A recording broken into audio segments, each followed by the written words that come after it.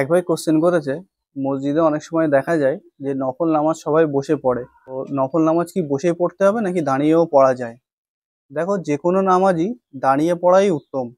কেউ যদি দাঁড়িয়ে পড়তে পারে না, তখন আল্লাহ রসুলের হাদিস আছে যে যে দাঁড়িয়ে পড়তে পারে না সে বসে পড়বে, যে বসে পড়তে পারে না সে শুয়ে পড়বে। বসে নামাজ পড়ার ব্যাপারে আল্লাহ রসুলের যে হাদিসগুলো আছে সেখান থেকে আমরা জানতে পারি যে আল্লাহ রসুল অসুস্থতার কারণে তিনি বসে নামাজ পড়তেন, এমনিই না।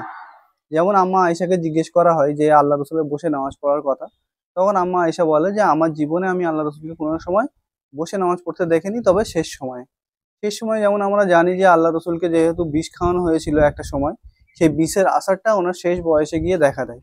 সেই সময় ওনার শরীর অনেকটা অসুস্থ হয়ে পড়ে। সেই কারণে উনি তাহাজ্জুদের নামাজ, যেটা উম্মতের জন্য নফল, সেই নামাজটা উনি বসে পড়তেন।